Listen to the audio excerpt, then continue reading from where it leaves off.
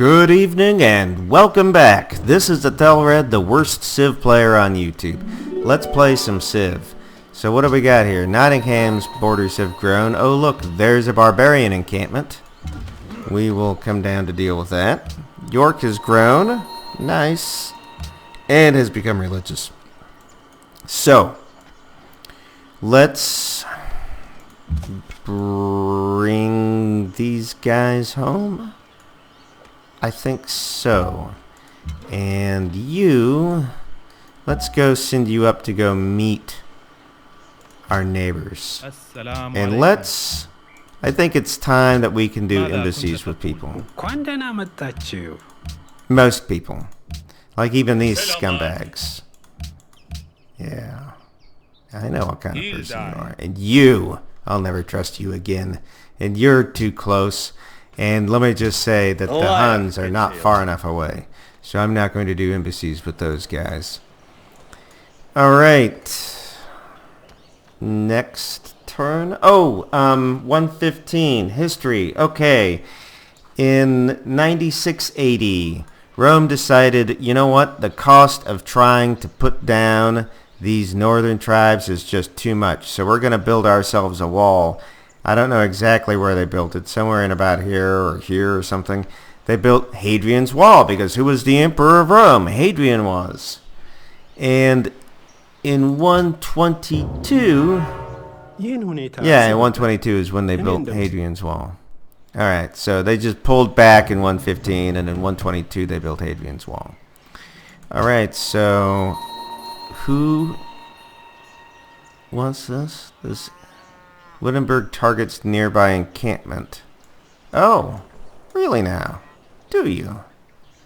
That's very good to know. I think I will go do something about that, actually. The little trireme that could. Let's see if we can get you to Japan. Hopefully that's not asking too much. Oh, look, there's a whale. Clearing a forest is okay, so we've finished clearing a forest, one of the forests that we're chopping in order to get the National College together. And we're just going to go step by step. We've found somebody. Uh-oh. Plink. And we'll go north around these guys. Yes, we'll go north around Attila. There's barbarians all over this world. You know, something I'm learning about this map. I like the map. It's huge, but 10 civilizations is not enough for this map. I'm glad to see that the little trireme that could didn't die. 160 AD, what happened? Okay, new emperor in Rome. He's got to be better than the previous guy. So, screw Hadrian's Wall. I'm going to build the Antonine Wall. This guy's name, of course, was Antonius Pius. So he built just a little bit further north, another wall, the Antonine Wall. And in 155, while Rome is looking north, trying to deal with these northern barbarians, the Brigantes tribe, which lived right about here, revolted. And Rome was like, ah, gosh, now we got to head south and deal with these guys. So they turn around, they march down here, they put down this uprising. And while they were down here putting down this uprising, the northerners attacked the Antonine Wall and overtook it.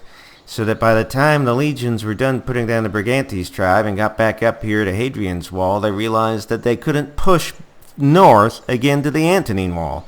So they said, well... we'll just stay here at the Hadrian Wall.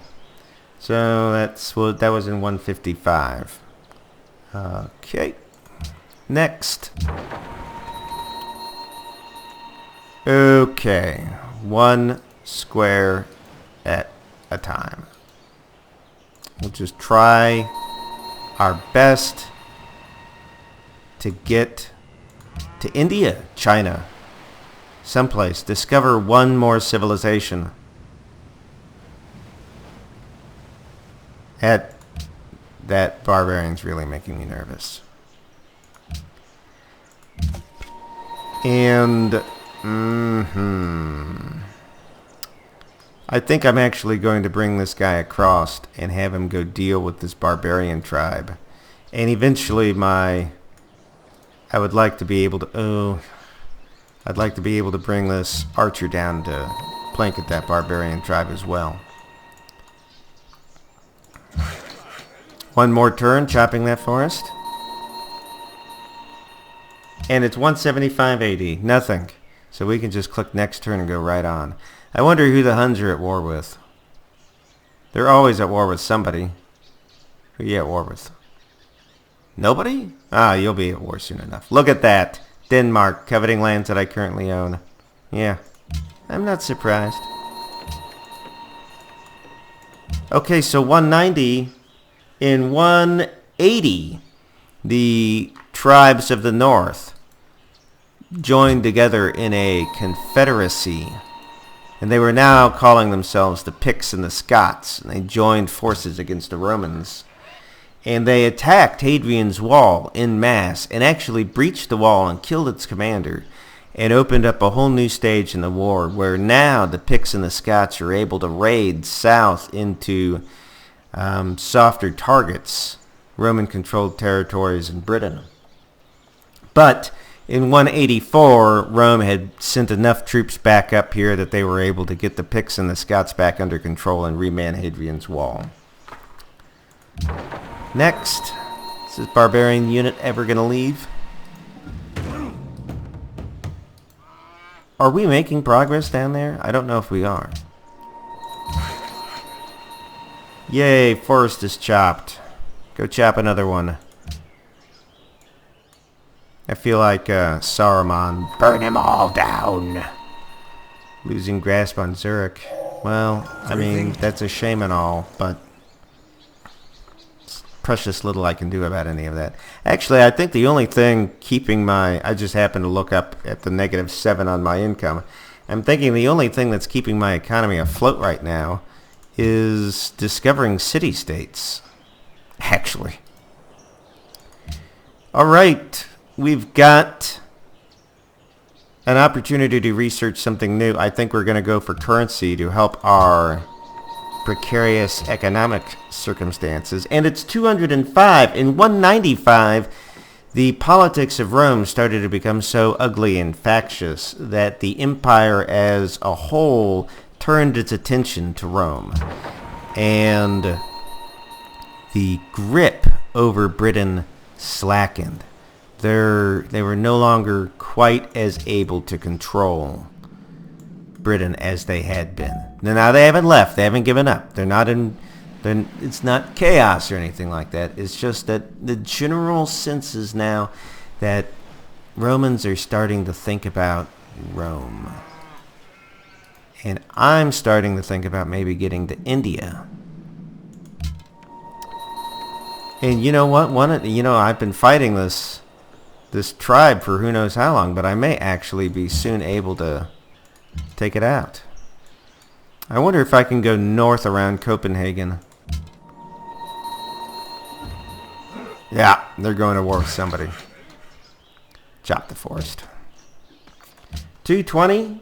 Okay, so in 209 AD, Emperor Septimus Severus got upset at one of these tribes up here in Britain called the Métis tribe and said, you know what? And maybe the Métis were actually up here in the north. I think they might have been. So this Emperor Severus, and it's spelled like severe, so I'm thinking that's where severe comes from, waged a war into northern Britain, saying, I finally am going to crush these northern barbarians. And he conducted basically genocide. Marched the legions into Pictish and Scottish villages and burn all the buildings and kill all the men, women, and children there. So that's why I think severe may have come from this Emperor Severus or Severus. And let's see here. Yeah, he took 3 legions, 9,000 imperial guards, and a bunch of auxiliaries. But the Scots managed to rally and actually turned the tide of the battle and drove him back to Hadrian's Wall. And I said, like, early on, first episode or something, after having prepared for this game, I got a lot of respect for the Scots because they do things like this again and again and again. Rome gets a whole bunch of legions together, says we're going to go put an end to the Scots for good, marches in there, burns everything down, and at the end of the day, they're getting whooped by the Scots and sent running back to the Hadrian's Wall. So, can't stress how impressed I am. Alright, let's go north around these guys. You know, I think we may actually get some buildings done one of these days. Oh, and we're unhappy now. Fantastic. That's just great. Okay, this is a dead end. That sucks. Wow. So much wasted time. That stinks. So, I'll just, since I'm here and I don't think there's, if this city-state's here, I don't think that there's any barbarians on this island. I'm going to come down here and scope out this side of the island. It won't take me long. Religion was enhanced. Somebody enhanced religion. And, oh look, let's build a circus. The people are unhappy. More circuses. Because that's how you make people happy. Circuses. Yeah, actually, I will be able to bring that archer down around on the far side. 250. Let's see here. The Roman Empire, racked by barbarian invasions and political rot. Oh yeah. This is the first of the rebellions. So, there was a Roman rebellion. Didn't involve Britain directly. But there was another empire formed. No, I'm not going to accept your embassy. So, this part of the Roman Empire, basically those Gaelic areas which had been conquered by Rome, including Britain, seceded from Rome and said, we are now the Gallic Empire. And Britain joined that empire. That was in 259. So now we're starting to have the first cracks appearing in Rome. And we are going to enhance our religion. Let's see. What do we want here? Swords to plowshares. 15% faster growth rate if city not at war. You know what, though? I would love to have an extra happiness building, and I'll probably be building temples anyway. Let's go with religious center. And for the enhancer belief, you know, if I pick up in itinerant preachers, I may be able to get my religion spread to the city-states without even, you know what? Can I close this without doing anything? 10 squares is how far religion will spread without that. So 1, 2, let's turn on the map. Okay, 1, 2, 3, 4, 5, 6, 7, 8. So Zurich is in range of my religious pressure.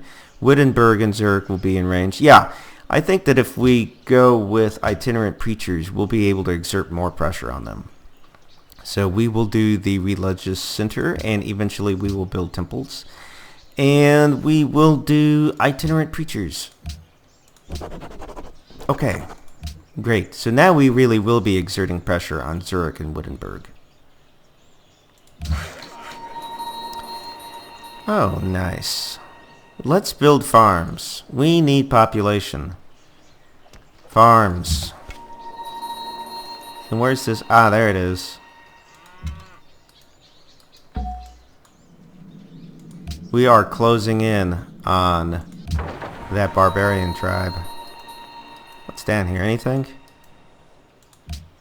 So 265 AD, I mentioned there was the Gallic Empire.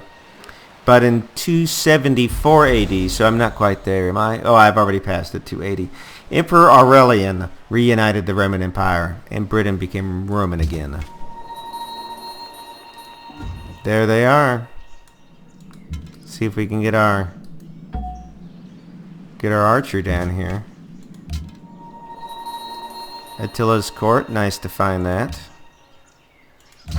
And with that forest cleared, that means that we can now set up another farm, a farm for London. 8 turns on a national college. Is there any more forestry I could chop? No. No, not really. Okay, so we'll start building farms.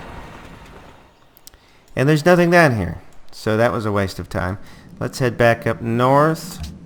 I guess move towards Addis Ababa. Somebody just now founded a religion. Okay. 295 AD. Another rebellion. In 280 AD, actually. A half-British, half-Roman officer named Bonosus, who was in charge of Rome's, I think it was over here in the German area, a fleet called a Rhenish fleet. Maybe part of the attached to this area around the River Nile or River Rhine. Probably so. Anyway, I don't know what actually happened that the ships were burned while at port. Probably Germanic tribes, which I'm going to guess were some Anglo-Saxons or their cousins, attacked these ships and burned them while they were at port.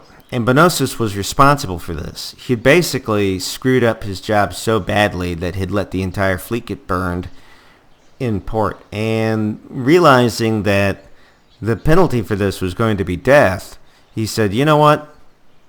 Penalty's not going to be death if I'm the emperor. And he did control a lot of ships and men, so he called himself emperor. And it was the beginning of yet another rebellion. But it was a short-lived one. A fellow Roman general by the name of Marcus Aurelius Probus defeated Bonosus in battle. The same year? Yeah, I think the same year, 280. And in 286, there was yet another rebellion. And this one was done by the commander of the Britannic fleet. So the fleet attached probably here to Londinium and Kent. And he rebelled, thinking he could be the emperor of a new Britannic empire. And his name was Carausius. And again, in his case, he had rebelled because he had committed a crime. He was accused of aiding and abetting the Germanic barbarians, the Frankish and Saxon pirates. So that caused the creation of the Britannic Empire. So let's see, that was 293. Okay, 293, Emperor Constantius Chlorus from Rome sent his troops up here and defeated Carausius' forces in Southampton. And that was the end of the Britannic Empire. So Rome really starting to fall apart. And I'm going to have to fall back because I can't deal with all those barbarians myself. Let's see. Let's send this archer down here, see if there's anything we can find down here. And the good little trireme that could. We're going to go to Addis Ababa now. A farm for London. And we've got a water wheel. We're back in happiness. We're working on a circus. We will get things done.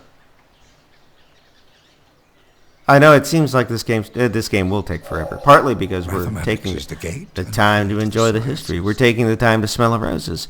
Let's see, mathematics, hanging gardens. If I had the rest of my empire in order, I would do something like go for the hanging gardens, but I feel like I'm trying just to keep bread on the table right now.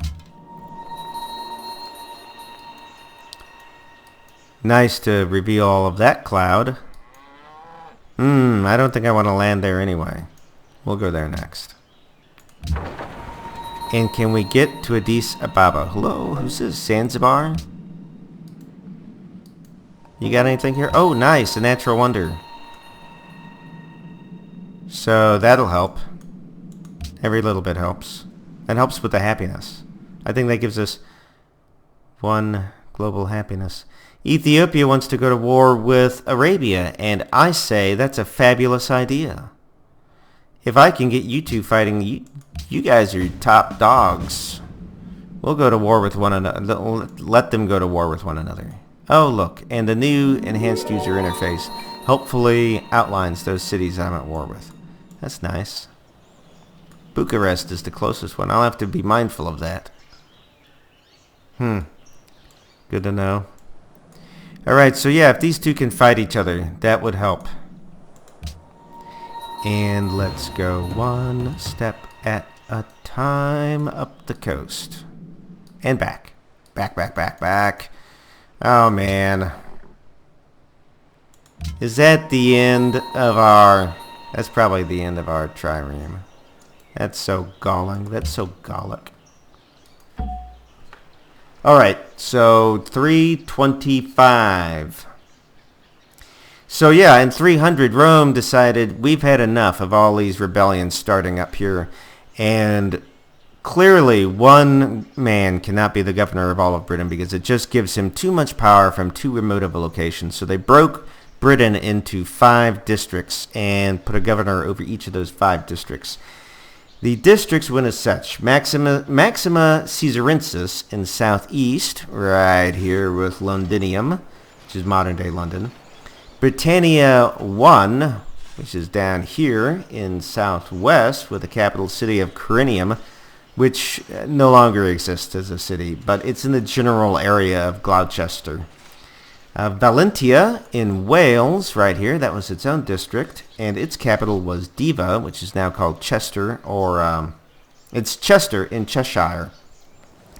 Flavia Caesarensis, which is right here, its capital city was Lindum, which is now Lincoln of Lincolnshire. And last but not least, see if I've got my notes, Britannia 2 in the north, with a capital city of Ebericum, which is called modern-day York. Alright. So let me arrange my notes here a little bit. That takes us up to 306. Emperor Constantius Chlorus returned with aims to conquer the north, and he marched his army up here to put down the Picts and the Scots, and he had some successes. He may have won a couple of battles up here, but his health turned south very quickly, and he retreated south of Hadrian's Wall to Ebicurum, where he passed on, I guess of natural causes of some kind. And his son, Constantine, became the next emperor. He actually started his path to the emperorship right here in Ebicurum, which I guess is York now. Did I get that right? Yeah. So he started his quest to become emperor in York. And that was Constantine, who went on to found the Byzantine Empire and rename Constantinople after himself. 325. Oh yes, this is when my ship dies. Don't die. Yes! It survived! I love this ship. This ship is awesome. Now what do I do? Let's back up and just chill for a turn near Zanzibar. Alright, we'll just keep moving this unit outwards and whatever's.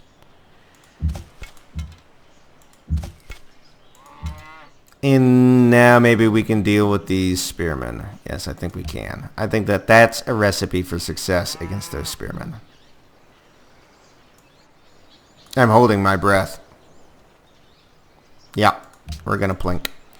Alright, 355. Constantius II defeated Magnesius. I give up. At the Battle of Mons Seleucus. These names. At the Battle of Mons Seleucus, and dispatched his chief imperial notary to Britain to hunt down his supporters. Oh, who was... I missed something. 350. This is why this entry doesn't make any sense. In 350, the commander of the Imperial Guard usurped the seat of the Roman Empire. His name was Magnentius Augustus. So this went down here in Rome. Commander of the Imperial Guard decides, you know what? I'm in charge now. And he becomes a usurper. And in 353, Constantius II, who I believe is Constantine's son, defeated this usurper at the Battle of Mons Seleuci. I give up. And dispatched his chief imperial notary to Britain to hunt down his supporters. I guess Britain support... Oh, yes, that's right. Britain did support.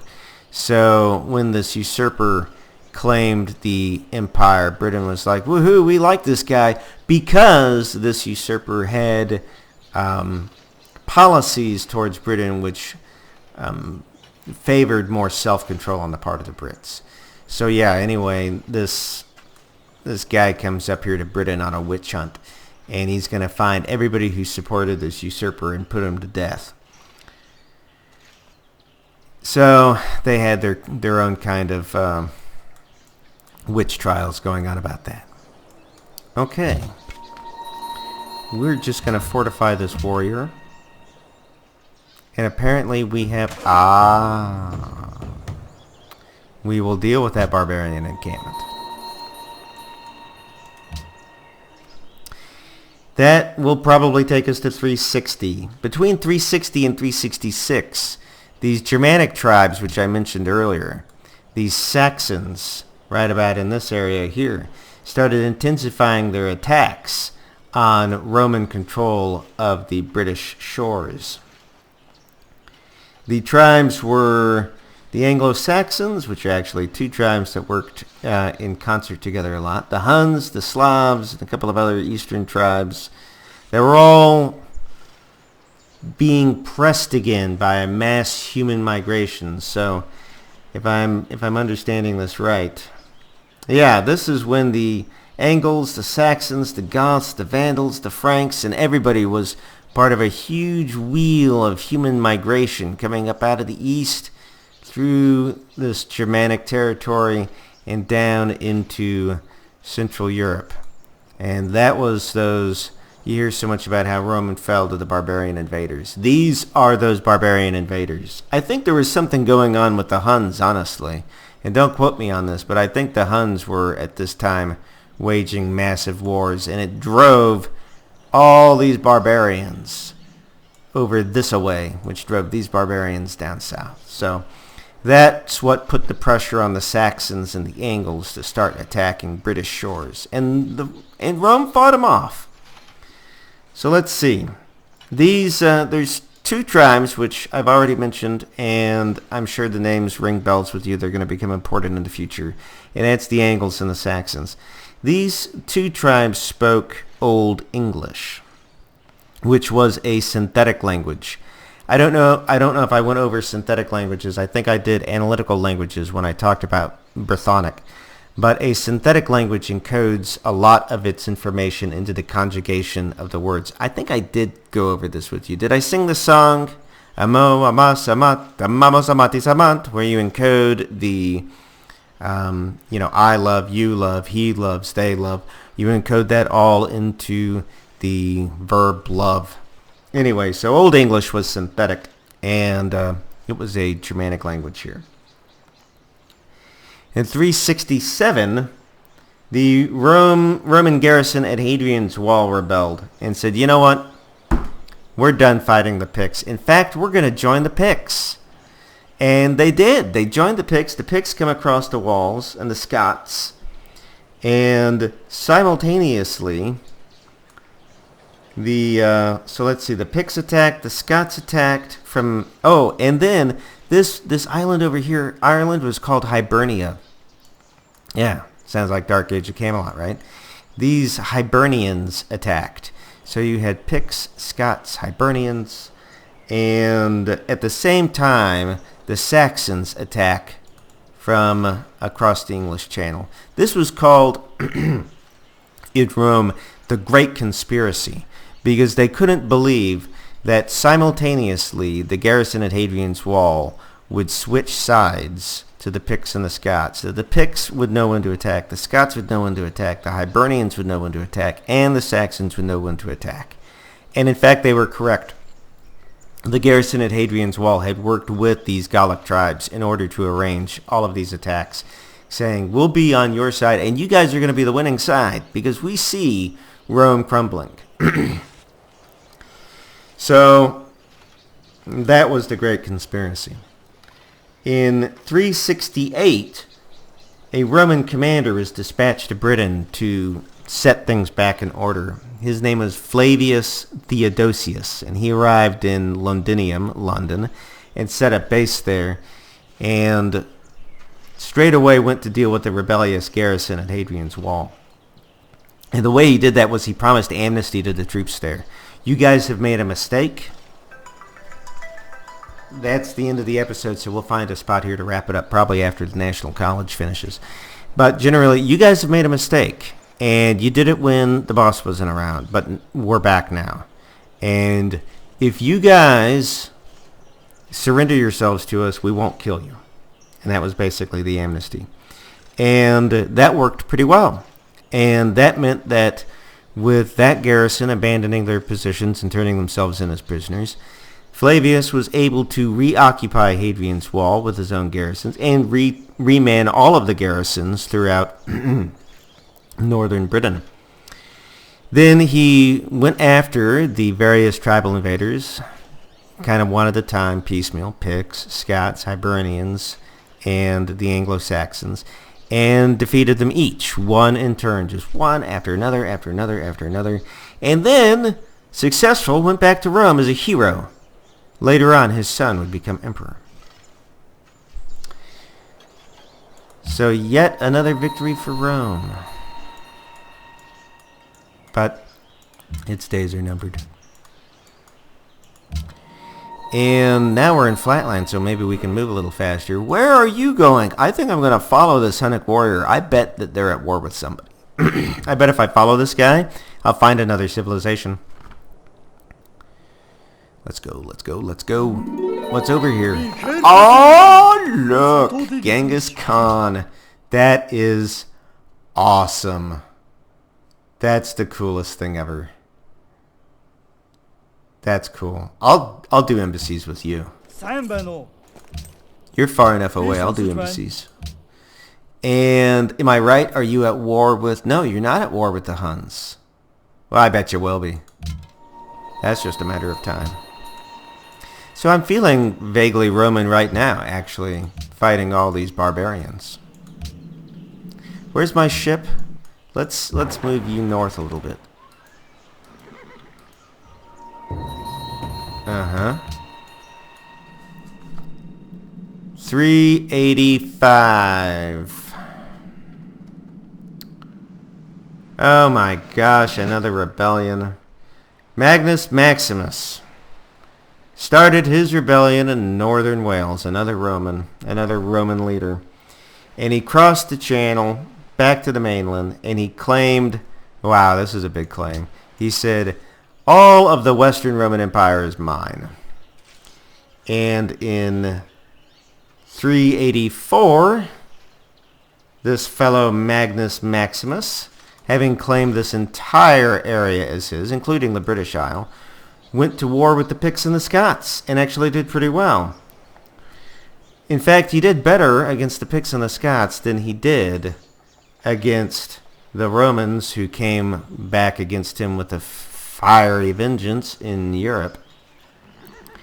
Let's see, lost most of his troops in Europe, retreated back to Britain after losing his and not really retaining very many of the troops he went into Europe with.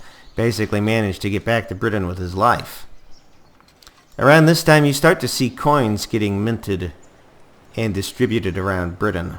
These were probably being minted by this usurper Magnus Maximus to pay troops. 396, the Saxons intensified their raids. It's smelling blood in the water, with Rome starting to become frayed. The Saxons start sacking and pillaging all along British shores. So let's see, that was 396. 399, Rome makes one last gasp to bring peace to the region. And they send out their fleets, and they sink all these Anglo-Saxon ships. And they bring peace back to the countryside, to the British countrysides. And the Anglo-Saxons have been repelled. But that peace would only last for a couple of years. And it was really the last gasp of Rome trying to hold on to all of its imperial holdings. So let's promote, by all means, for barrage. Nice. And here we will plink away at the hand axe.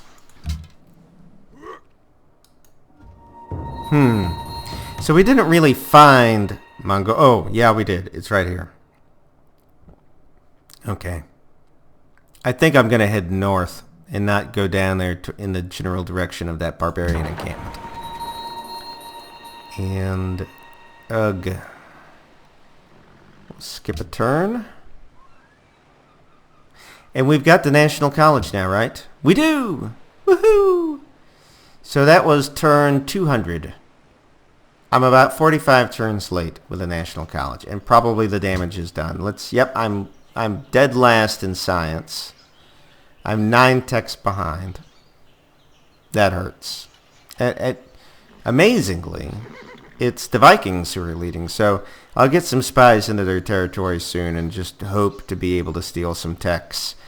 And in the meantime, well, actually, this is a good spot to leave off for the night, because the next turn is going to see the completion of a circus and a watermill, and soon we'll be able to turn our economy around with a cargo ship.